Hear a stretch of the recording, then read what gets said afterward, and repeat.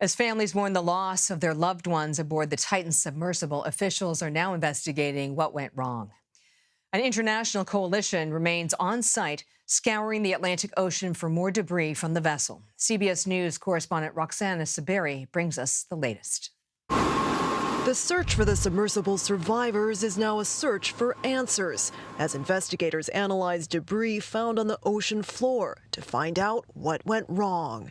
Well, you can X-ray pieces to check for tiny cracks that might develop in the metal. David Marquet is a retired Navy submarine captain. It's going to be hard to distinguish, well, was this because it blew apart? The Coast Guard says the 22-foot Titan broke into fields of debris, including its nose cone and both ends of the pressure hull, made of carbon fiber and titanium.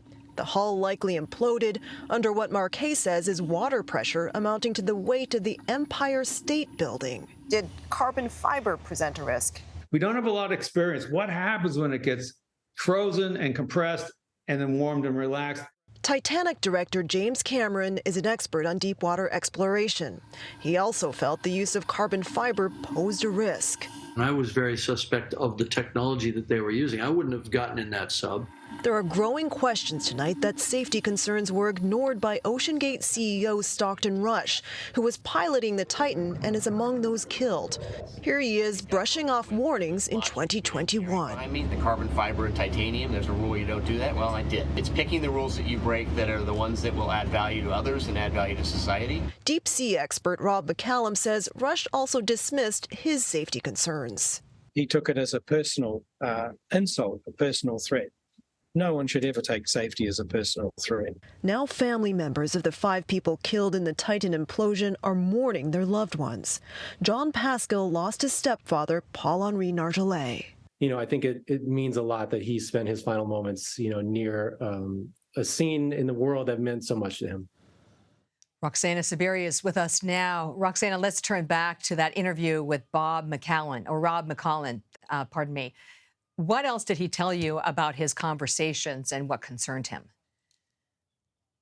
Well, Catherine, he told us that he had told Stockton Rush a few years ago that he was concerned about the quality of the materials that Rush was using in building the Titan, mainly building with carbon fiber, as we mentioned in the piece. And McCallum said that Rush was paying passengers in danger by using that kind of material. He also highlighted the fact that Rush was buying products off of the shelves of stores like Home Depot and Amazon to use in the submersible. And McCallum says he was alarmed about the culture at OceanGate. He says anytime anyone raised a safety concern there, that Rush would take it as a personal affront. But the main thing McCallum said was that Rush didn't go through the usual process of certifying the Titan, which would have required meeting certain safety standards. And when I asked McCallum if there should actually be more regulations on these kind of vehicles required by law, he said, well, there should be, but if Rush had followed rules and standards, this would not have happened. Catherine? And in our final few seconds, Roxana, what will the next stage of this investigation look like? Well, the Coast Guard says experts will analyze the debris they've been finding on the ocean floor, trying to figure out when the implosion happened and how.